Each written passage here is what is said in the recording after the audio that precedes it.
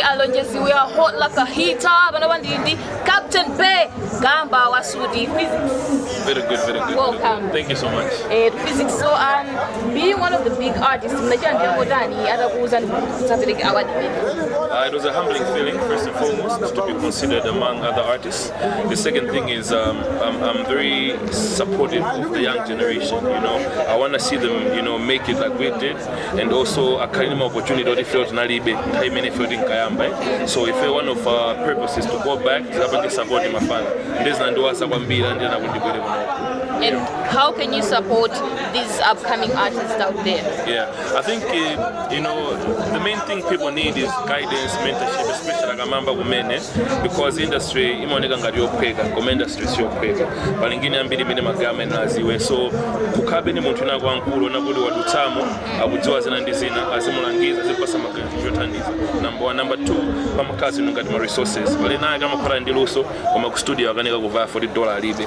Akanika jambula ma video apo, akanika panga ma show. So pamene tingamakwanitse, it's also good kumathandizana in that way. So not only me, even some artists.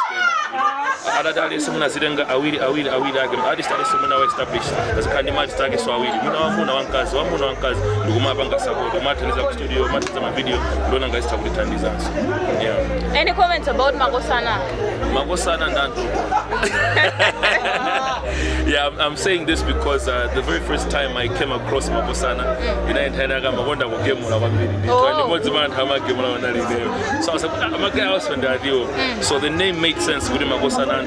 But I'm very proud to see the rebranding that has happened along the way. But now there's more focus on supporting the industry, supporting young artists. One my events. So for me, ideally,